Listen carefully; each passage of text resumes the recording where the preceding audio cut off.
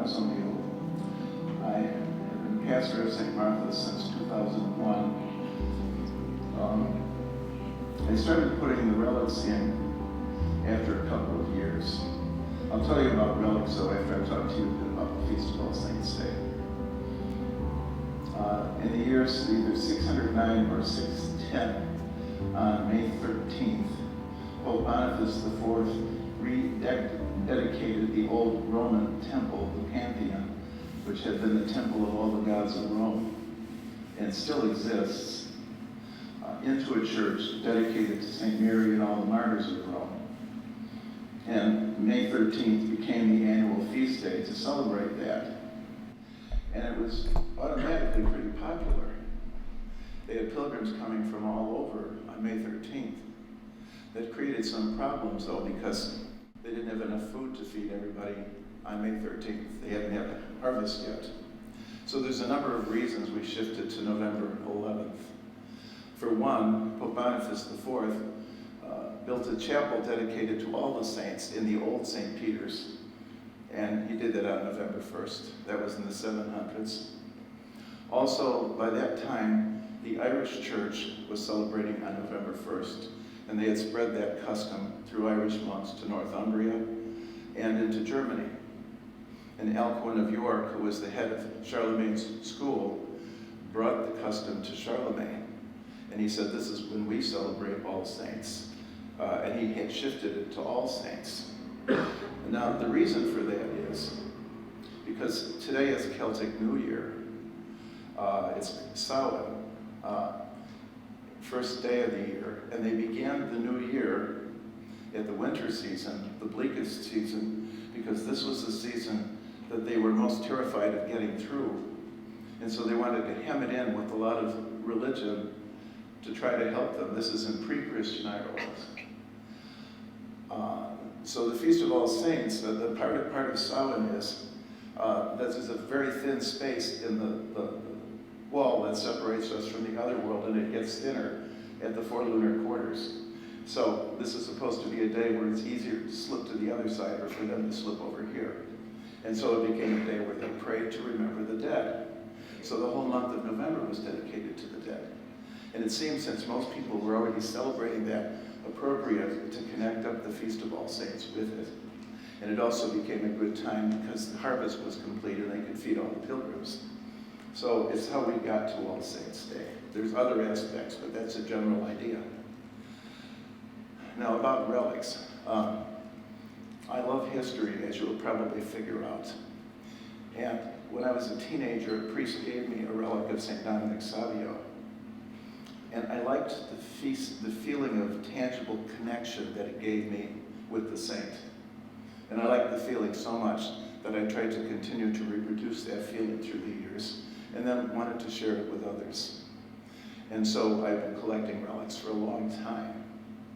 But when I came here, I had maybe a couple of hundred from closed churches in Chicago. When I was a teenager and when I was a younger priest, it was much easier to obtain relics from Rome. You could just write to a convent in Rome and ask which saints were available, of specific saints. And if they were available, then buy the little container in Rome and certify the relic that was put in from the stock at the Vatican. But it's become impossible. Under Pope John Paul II and Pope Benedict, the restrictions became so much so that I can't even obtain relics through a bishop anymore. But that's okay, because we have relics here, so it's okay. The relics that I brought here, I've been carrying from church to church, and figured sooner or later there'll be a right place for them. And then when I walked in here, and I figured two things. I took one look at this room, and anything you add to cinder block is an improvement. And I figured I'm at the end of my road, so I better do something. This became the right spot. So what relics I had, I put in the corner that you can't see over here. It's a blind corner. And at that point, a priest friend of mine made me aware of something that you may know about, but I didn't know at the time, that there's this huge relic market on the internet. And I said, really? You know, it's a sin to sell relics. But I looked into it and I thought, a lot of these are authentic relics with their documents. And I do know enough from history that it's a sin to sell relics, and it can be a sin to buy relics. It can be a virtue to rescue them if you're rescuing them back for the church. And the classic example of that is St. Louis, King of France, rescuing the relics of the Passion. You've probably heard that in 1204, the Fourth Crusade diverted from a trip to the Holy Land and attacked Constantinople and completely looted the city. All the churches, everything. They took everything they could and brought it back to Europe. So all the relics and everything were stolen. What they didn't get to was the palace chapel, which contained the relics of the Shroud of Turin, the Crown of Thorns, and some of the other relics associated with St. Helena and her archaeological dig looking for them, and the Passion. Some were in Rome, some in Jerusalem, but most in Constantinople. In the 60 years following the looting of Constantinople, they had Latin emperors, and the Latin emperors were bankrupt.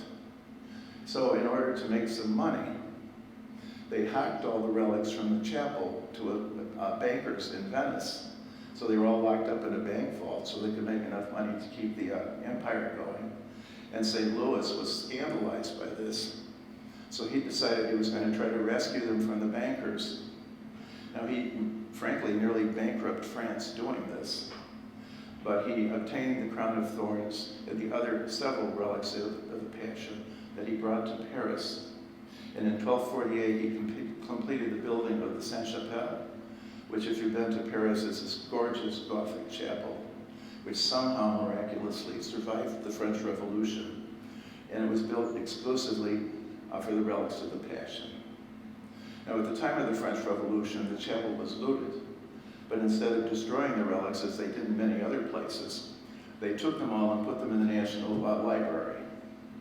Then later on, in 1802, when Napoleon wanted to make nice with the Pope, he decided to take them out of the National Library and gave them to the Archbishop of Paris. And so that's why they were at Notre Dame at the time of the Great Fire in 2015, and why they were urgent to get them out of the vault at Notre Dame. And fortunately, they rescued them. But it's the same relics, and it's a tradition of rescuing relics when you can. And so everything in this church, all the way around, are rescued relics. They've come from closed churches, monasteries, convents, chapels, private chapels, public chapels throughout Europe. Apparently, they either have forgotten or don't care that you're not supposed to sell relics. And that may be part of the reason these chapels are closed. But we love them, and we want them here. So I'm trying to get back whatever I can for the church. Now, how do I do that? This is all my salary and my retirement on the wall. None of this is parish money. And so I'm going to tell you a bit about relics, the history of how they began to be distributed. Because, are you interested in that? Yeah, okay. In the first place, when we buried our dead, they were supposed to be left in their graves. That's what you do. And that's certainly what the law was in the Roman Empire. And so Christians did that too. But you know, we were a persecuted faith from the time of Emperor Nero, 64, till 313. So we couldn't have public places of worship. We gathered in homes in the community. And another spot we could gather sometimes was at the graves, because people remembered the martyrs and remembered the date of their death. Because for them, the date of their death was the date of their entry into glory. Now, the ones who killed them didn't care about the date of their death. So when Christians were visiting the graves, to non-Christians, they just appeared to be like everyone else, visiting the graves of your loved ones. So it was a generally safe thing to do. And it was a way for Christians to gather, as long as they didn't make too big a deal of it. And so what you also see happening, though, is from the beginning of pilgrimage, because people of most religions like to make journeys to places that are regarded as especially sacred. For us, Jerusalem, Nazareth, Bethlehem, Rome, originally at one point Constantinople, and other places associated with the saints. And part of that is it gives you an opportunity on the journey there and back to reflect on your life. and to let God or whatever saint you're visiting touch your heart in a special way. And that would happen even when people were making pilgrimage in the earliest centuries. And they would go to the graves of martyrs. I should say relics are exactly like any other sacramental. Statues, icons, pictures, holy water, anything that facilitates our opening our hearts to either God, to Christ, to the Madonna, to the saints. Whatever facilitates that opening and the communication is a sacramental. And relics are in that category. Now, the different thing about relics is that Christians have believed, and not only Christians, our bodies are temples of the Holy Spirit. And it's through these bodies that we function as human beings and do the good or the wrong that we do in life. And hopefully, with God's help, enter the kingdom of heaven eventually. But people believed that when their beloved dead died and their souls returned to God, not all of their energy entirely detached from the remains. That part of their energy, part of their spirit is still around. It's part of the energy of the saints. I don't see them, and maybe you don't see them, but bodies have auras. There's energy around our bodies, just like the fire around the surface of the sun. That's why the saints have halos. It's a symbol of their aura. It's a bright aura. People will say that the soul is in the body, but others will say that the body is in the soul, because our souls are bigger than we are. Should I tell you a story? Yeah. All right. I don't talk about this a lot, but it'll give you an idea of what I think Christians sensed when they visited the relics. When I was pastor of St. Clotilde, for the only time in my life, in a homily, I mentioned auras. And I said, some kids grow up seeing them, kind of dancing around the surface of the skins of other people. But then they're taught not to see them because nobody else sees them, and then they're taught that they're crazy. And so, anyway, before Mass, this woman came in with about 5 children in tow. And never seen her before, never seen her since. She sat down. During Mass, when I had the elevation of the gifts, a thought struck me. I thought, I wonder if anyone here sees auras. And then I continued the Mass. At the end of Mass, everyone was walking out of church, and she was already out the front door, and she turned around and she said, oh, I'm one of those kids that never lost the gift. And I want you to know that when you elevated the gifts, there was this radiant light around you. And I said, okay, I'm a believer. Anyway, too much about that. When people visited the relics, they felt they were visiting the saints. And so, how did bones start getting distributed? First of all, the one who gave us peace was the Emperor Constantine in the year 313 in the Edict of Milan. It was as much a political thing as anything for him, because he was much more a pagan emperor than a Christian emperor, even though he's called St. Constantine. His mother Helena was a saint, but he was pretty far from it in a lot of ways. And he only took baptism just before he died. But he did decide he was going to build himself a new capital. If Rome, the old Rome, had palaces and temples, the new Rome was going to have Christian palaces and temples. And he was going to rename the city Byzantium, Constantinople, after himself. And so he began to build. And so some of our first churches went up in Constantinople, but he also built the first St. Peter's in Rome. Or no, his son Constantius did, he didn't. One of the churches that he built in Constantinople was called the Church of the Holy Apostles. It no longer exists. It was pulled down in the 1400s. But if you've ever seen or visited San Marco in Venice, it was built as a reproduction of the Church of the Holy Apostles. So if you've seen San Marco, you've seen Holy Apostles. It was glorious, it was beautiful, it was huge, and it was covered with dazzling mosaics. Now, he built that church also as a funerary church for his royal family. He wanted to be buried right in the middle. And then he sent agents out to try to retrieve the bodies of the 12 apostles, because he considered himself the equal of the apostles, and he wanted them all laid out in a circle around him. Now, his agents, not he succeeded in none of that, but his son Constantius was able to have his agents get the body of St. Andrew, St. Timothy, and St. Luke. And those three were put in the Church of the Holy Apostles. The popes were not about to release St. Peter and Paul, and no one else in custodianship of the relics of other apostles were going to do that. But you see, he's beginning to move things. The next thing that happened, his grandson, one of them, was the Emperor Julian the Apostate. So this is the one emperor who decided he was going to reverse everything and start persecuting the church again and exalt paganism. Now, he only lasted 5 years, but he did a lot of damage in those 5 years. And he created some martyrs.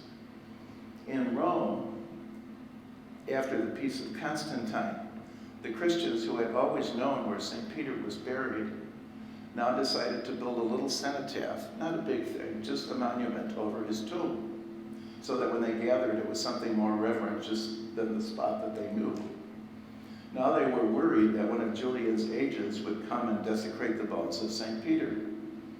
So they took St. Peter's bones out of the grave and hid them in the catacomb of St. Sebastian until after Julian was dead.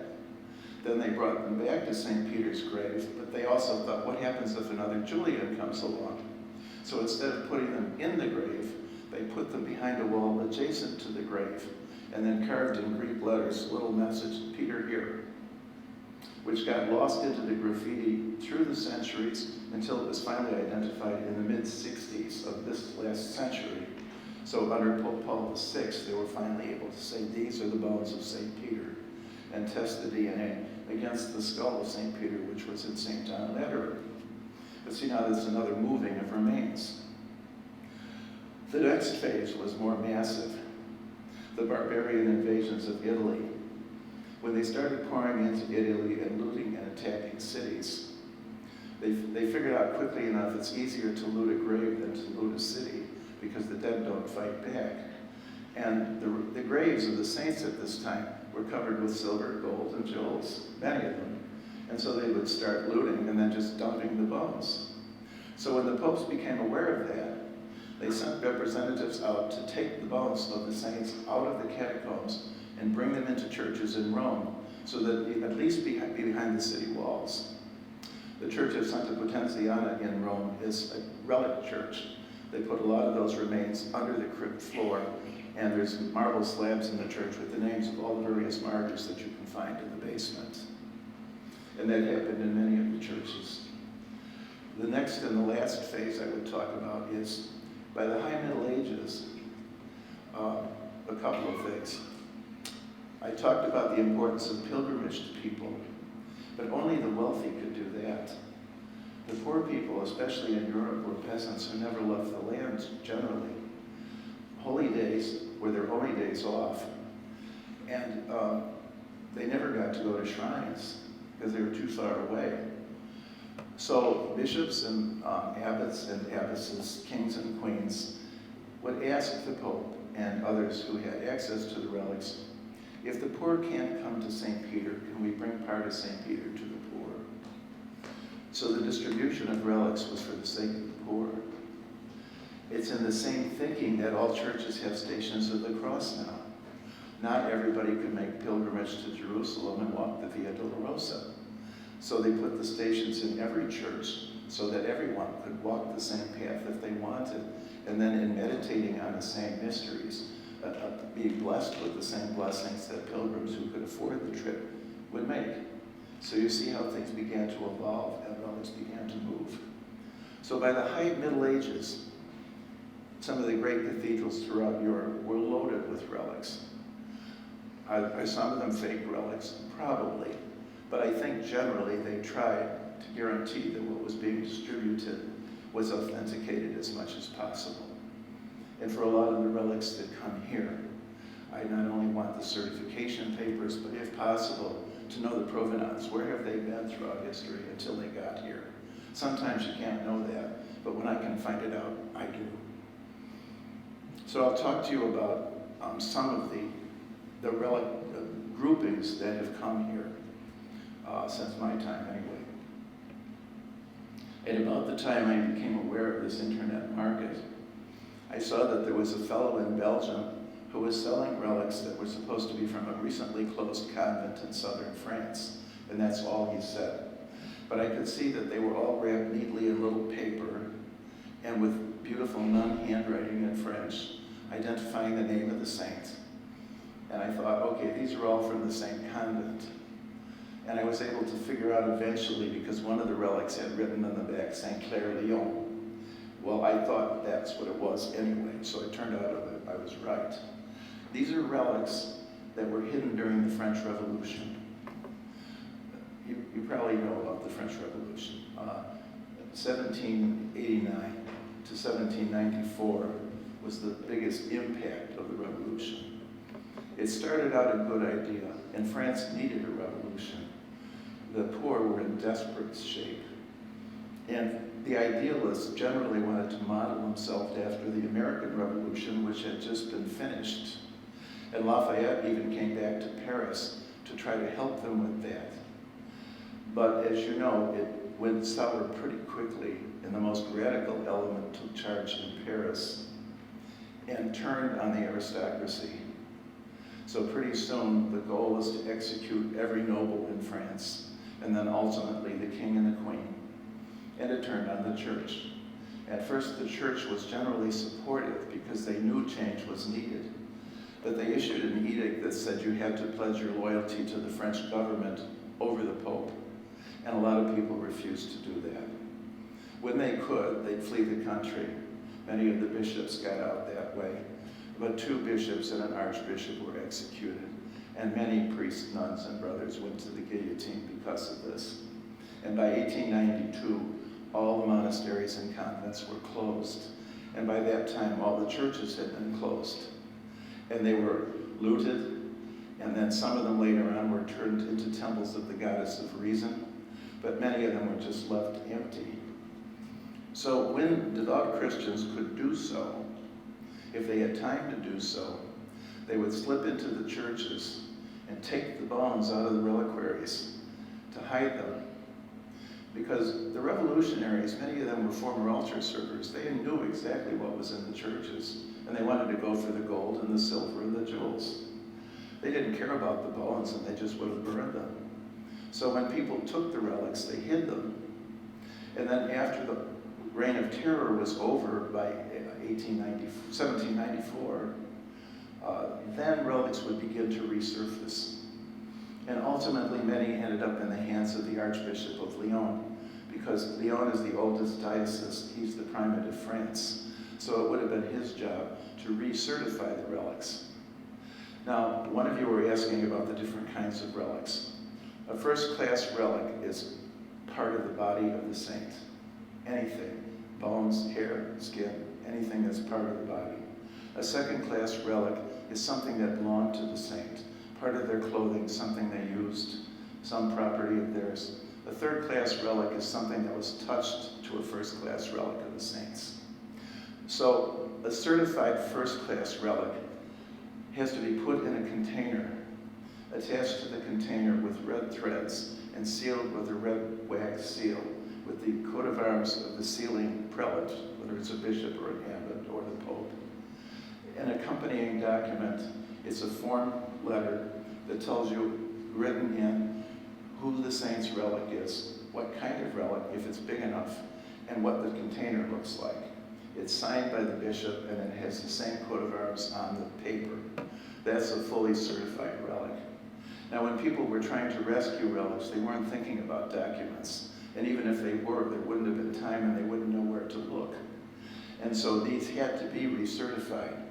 So the Archbishop gave these relics to the Poor Clare convent in Lyon because it was a cloister, it was a safe place to keep them.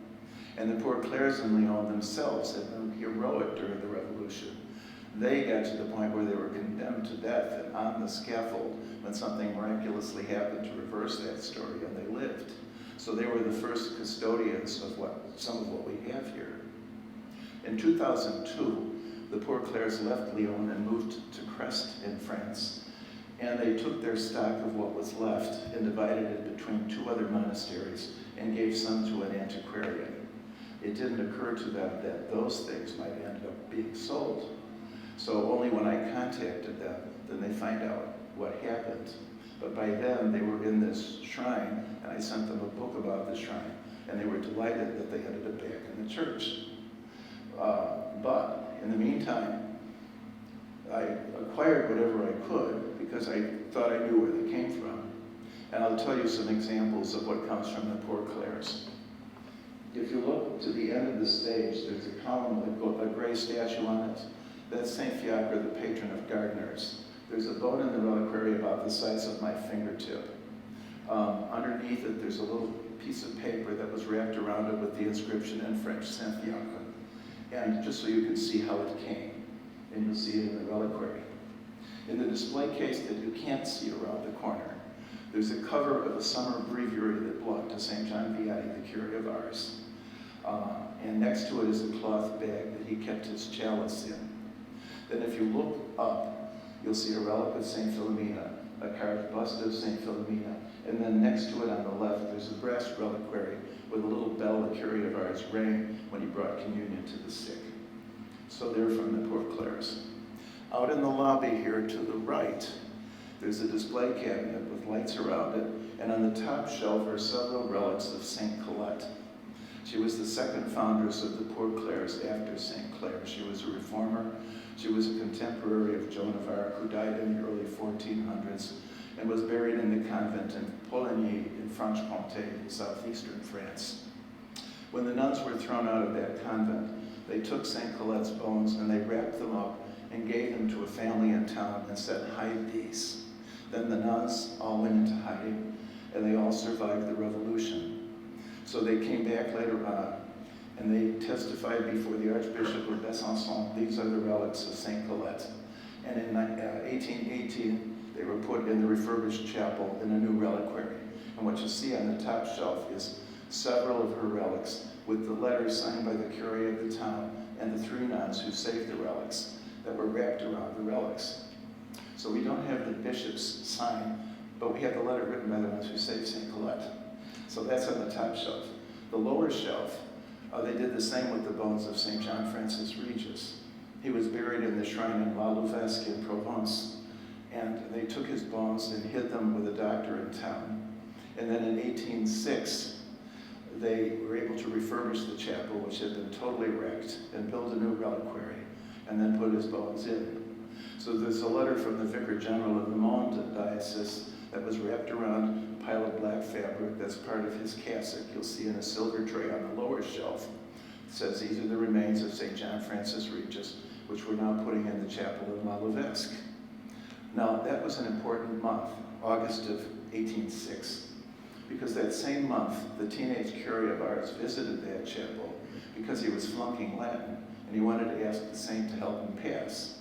And he passed Latin, and he became the curé of Ars. And later on in his life, he attributed all of his miracles either to St. Philomena or St. John Francis Regis. Now, if the curé of Ars had visited that chapel a month before, there wouldn't have been anything in it. So the timing was perfect.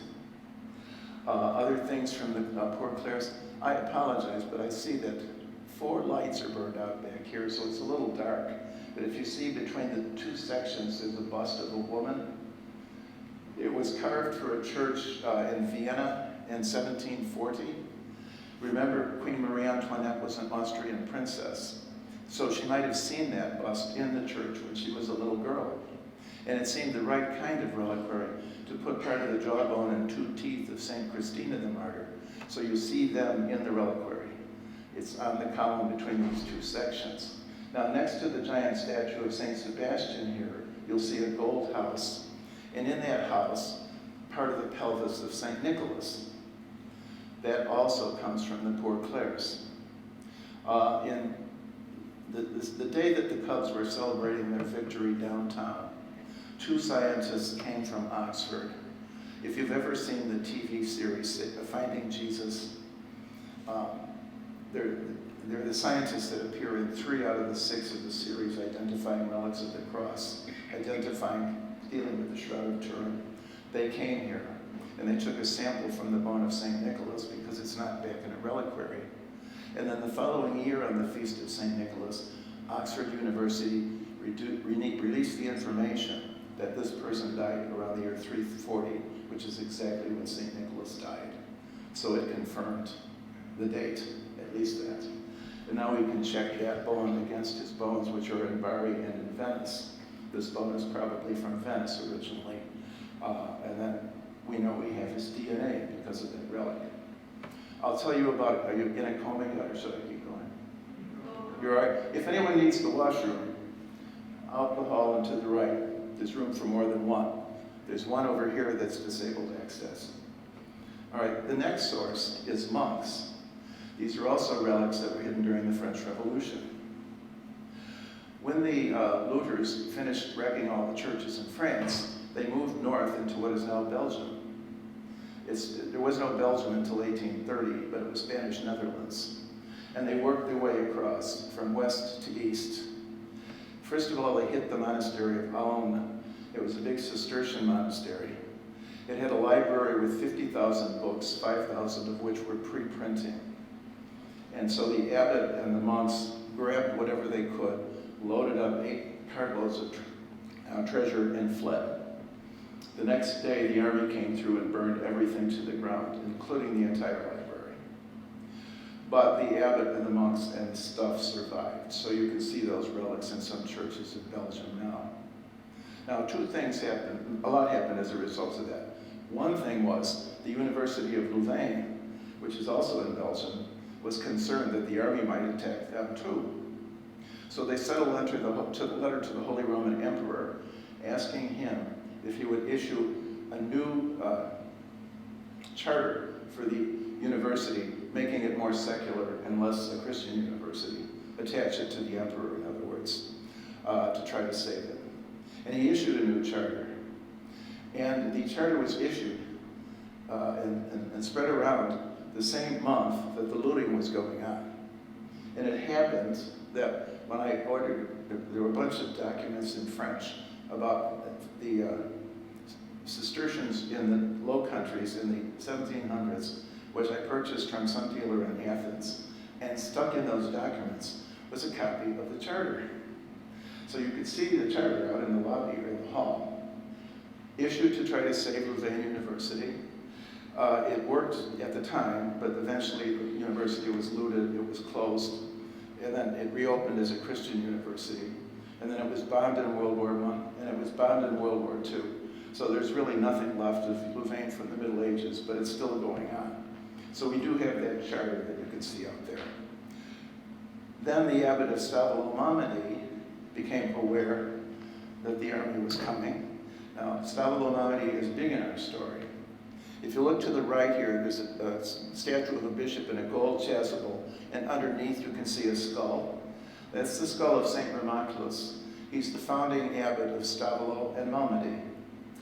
They were established in 648 and 650, 8 kilometers apart in what is now in the Ardennes section of Belgium, the most easternmost section of Belgium. The part of Belgium, every time Germany wanted to invade France, they went right through there and killed everybody. The Battle of the Bulge was fought there. So these 2 monasteries were right there. And they were always considered 2 campuses of one monastery. So the abbot of Stavolo-Mamedy was the abbot of both, and he was a prince elector in the Holy Roman Empire until the Revolution. So they had 2 large chapels crammed with relics. And one of their abbots in the 1100s was one of the biggest collectors. His name was Wiebold, and he was an ambassador for 3 Byzantine emperors to 4 popes. So at a time when they all hated each other and wanted each other dead, he was able to keep them talking. So he had a lot of clout. And so the Byzantine emperors rewarded him with brass and gold rather, and poisoned reliquaries with relics of the Passion, which are now in museums in Brussels, but were in his abbey. The popes rewarded him with the left fibula of St. Peter, because both churches at Stavolo and Mamedy were dedicated to St. Peter. And so you'll see St. Peter's left fibula over there between the 2 candles under the crucifixion of St. Peter painting, which abbot Wiebold obtained. He also, for a brief period, was abbot of Monte Cassino, which is where St. Benedict and St. Scholastica are buried. The king of Sicily hated him and he wanted him dead, So he knew he had to get out of there fast, but when he left, he stole the left humerus of St. Benedict, which is right over there. He brought it back to his abbey. So what we get from Stavolo Mameli is what the last abbot saved. If you look to the left of the skull, there's a portrait. That's Abbot Celestine Thies. He was the 77th abbot. He had the monks load up 18 cartloads of stuff, and they crossed the Rhine into Germany and saved what they could. His cousin was the mayor of Echternach in Luxembourg, and he lived with him until he died. And then the bones came back. Both were pretty thoroughly destroyed. The chapel at Mameli had just been dedicated 20 years before, so it lasted as a barn for a while, and now it's a cathedral. Stavolo's church is gone. But what we have from that is the skull and a leg bone of St. Ramoclus, a left arm bone of St. Felicitas of Rome. There's a hip socket of St. Vincent the Deacon, but that's from a different monastery in Belgium. I mentioned St. Peter. In the middle section here is an arm bone of St. Erasmus the Martyr. Up to the left with the gold monastery of Monstrance and the bronze statue is an arm bone of St. Boniface. Directly here I mentioned St. Benedict. Next to it is another relic of St. Nicholas. It's in the black box. It's on an oval and it's a foot bone. To the left of the door is the left femur of St. Anthony of Padua. Moving further down is a heel bone of St. Francis of Assisi. And then we recently added a left humerus of St. Francis of Assisi, which comes from another source. Next to it in the middle is an arm bone and a leg bone of St. Robert of Newminster. The Gothic house, the brown one over here with Gothic spires, has a bunch of bones of St. Geminianus of Sirmium. In the hall, there's a left femur of St. Gregory Barbarigo, who's the first saint that John the 23rd canonized. And in this corner, there's a left femur of St. Anthony of Lorraine. Lorraine was an island off the coast of Marseille, where St. Patrick studied for a while. I'll tell you two other sources, tell you about a few things you shouldn't miss, and then I'll stop talking, and you'll be happy. One source, the next source is Italian noble families. They all have palaces and palace chapels, but nobody has chaplains anymore. Nobody's had chaplains since the Second Vatican Council, and there's a priest shortage. So a lot of these noble families are beginning to sell the reliquaries from their chapels. Now these reliquaries all have the proper documents because they've always been safe. So they come with documents from the 17 and the 1800s. And if you look around over here, you'll see a lot of fancy reliquaries that look more like Baroque clocks. They're coming from the noble families. And you'll see the names of some of the families there. Everything to the left, between St. Peter and the bust of St. Christina, comes from the Borghese family chapel in Rome. If you look at the porch of St. Peter's above the portico, it says Paul V Borghese built me. It means the whole portico. And they had a chapel in St. Mary Major. They had two palaces in Rome, and they're both art museums now in big parks, and the relics come from one of those chapels. Now, one reliquary for the noble families, I should point out. If you look over in the corner here, there's a blue fabric hanging down. In front of it, there's a monstrance. In the monstrance, there's a crystal, and it contains a bit of the hair of Our Lady. Now, this would be from before she died. You know, throughout history, people save the hair of loved ones. Can I swear that's Our Lady's hair? No, but what I can say is it's from the stock of her hair that has been honored as her hair, either in the Palace Chapel at Constantinople, or in the Vatican, or with the Emperor Charlemagne. They all had some. The one in the crystal you can't see too well, but in front of the crystal you see a gold frame, and in the gold frame is a little red circle. It's the only red thing in the frame. And in the middle of the circle, it looks like a little black mustache. That's Our Lady's hair, and you can see it clearly. So that's from the noble families. The other things you can take a look at. The other source is relics that have come either from closed churches. We've got some wonderful reliquaries here that have great histories of where they've been in remarkable and unimaginable places throughout Europe. They have survived Muslim attacks, they've survived the Nazis, they've survived the communists, they've survived barbarian invasions, And we can tell you what churches they were at and where they were next and how they got there. And then towards the end, unfortunately, they end up in private hands, and then 10 or 20 years later, they're being sold by antique dealers. And so there's a priest that's part of the Vatican who deals with closed churches, who lets one of the representatives know when these things are coming available. And if I can try to rescue them back for the church, I do. And so we have some pretty amazing reliquaries that are from closed churches that have come in more recently. And you can look around and you can see where some of them come from. Some other things you shouldn't miss. Going up the staircase there, you see a photo that was taken in 1865. That's St. Bernadette and her prayer group. Just before she became a nun, they wanted to take some group photos, and that's one of them. So she's in the middle with the headscarf. Everyone else is in a black dress. If you look to the left of the exit door, there's a gold oval on the wall, and that contains part of the wedding dress that Edith Stein wore the day she became a Carmelite nun. Now, you know she died in Auschwitz, so we have no relics of her, but we do have part of the dress she wore that day. About the Eucharistic Chapel, which is just to the right of Our Lady of Guadalupe, the brass panel in the altar shows the baptism of St. Augustine by St. Ambrose, and Augustine's mother, Monica, is looking on. It's from a Dutch church, but I don't know which one because it came through two different antique dealers. But the panels on the doors I can tell you about. You can see St. Monica. St. Augustine is on the other door.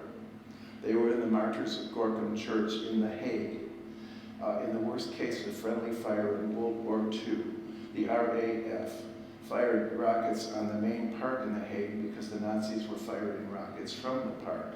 But they missed the park and hit the adjoining neighborhood and killed 550 civilians, including people hiding in the parish church.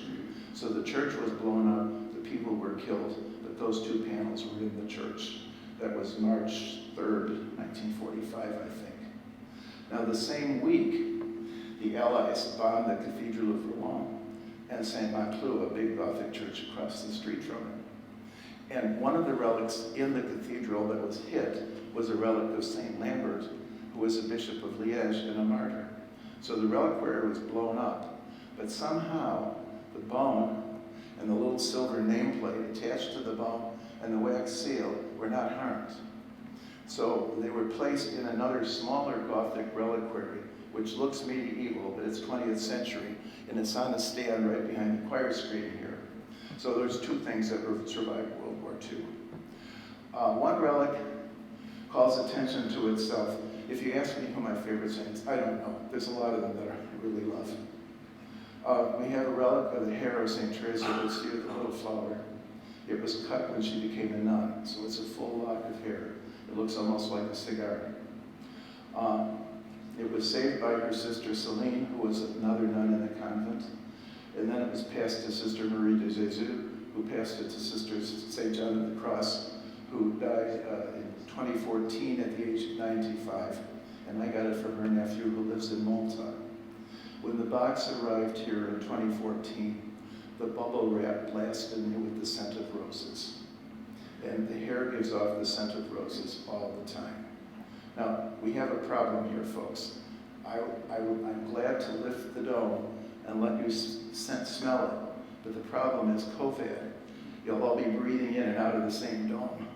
So I have to warn you not to, but if anyone wants to risk, I'll hold it, and you'll smell the scent of roses from the little flower. Yeah, okay. But please don't touch the hair because it's really fragile. Now, some of you asked if you could touch rosaries to relics. The one first-class relic you could is the bone of St. Nicholas, which you can't really do damage to much. But the hair of St. Therese, please don't touch. Any questions? Are you all in a coma? Yeah. David, do you want to talk about your relic? Oh, sure. All right, so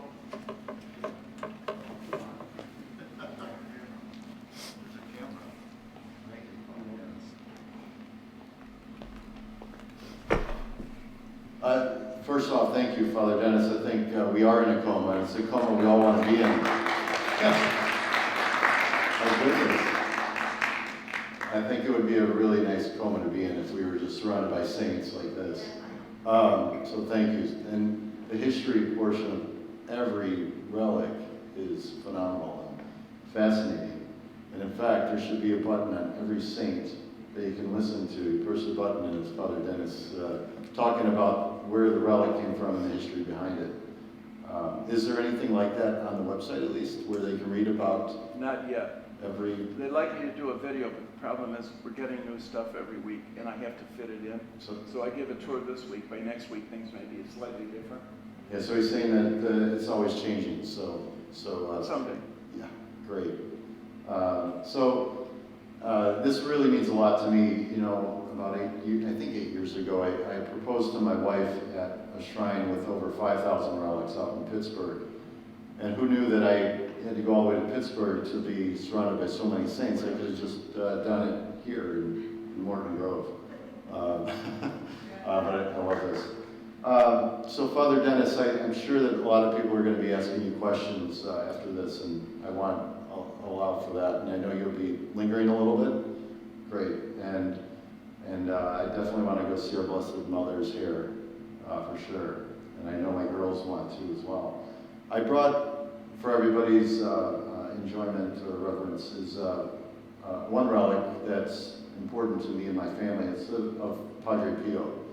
We have, through my grandfather's relationship with Padre Pio back in Italy, when he was serving for the U.S. military in Italy and stationed there, he obtained roughly a 3 by 5 inch piece of bandage, bloodstained bandage of Padre Pio. So I brought it here for you, but just note that I do have to leave in about 20 minutes.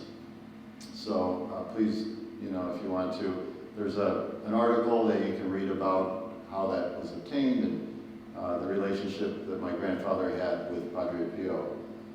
So I appreciate that. And as a note, I am a board member of Catholic Citizens, so on behalf of Catholic Citizens, I thank you for coming today. I know not everybody was planning to hear this talk or even is here for Catholic Citizens, so I appreciate everybody's patience. From here on out, it's an open market for everybody, for lack of a better word. Use this time to pray and learn about all the relics. And if you want to have maybe a closing prayer and a blessing, we'd really appreciate that, Father Dennis. Sure. Thank you.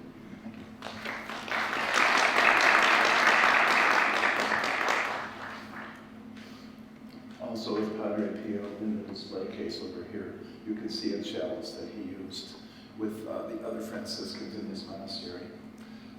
There's one relic I'll tell you about who's a blessed. If you need a miracle, she's the girl to talk to because she hasn't quite been canonized yet.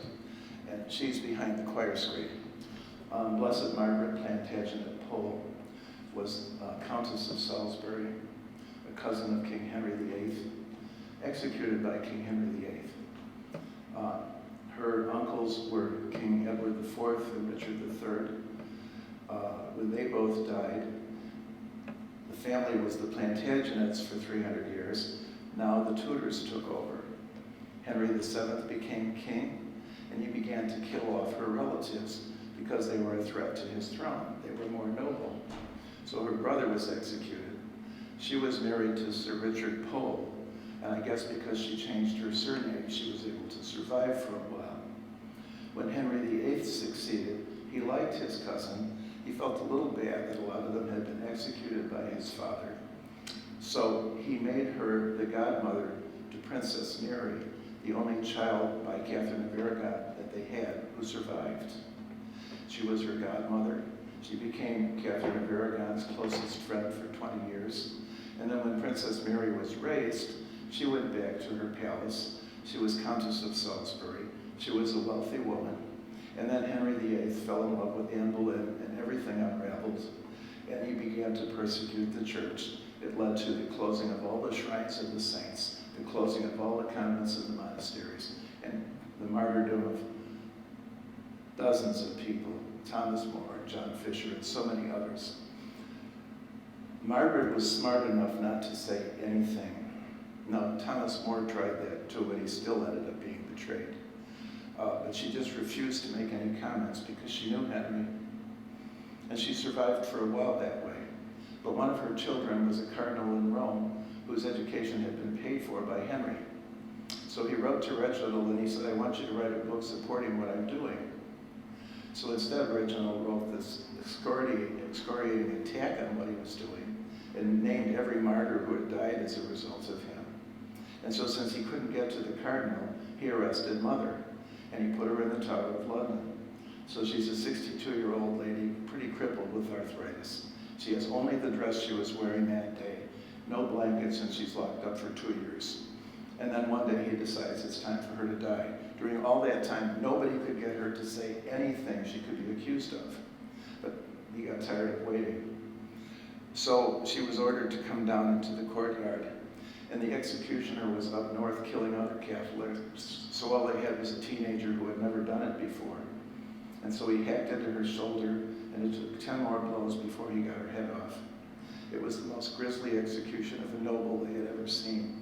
Though if you weren't noble, you were hanged, drawn, and quartered, which was just as bad.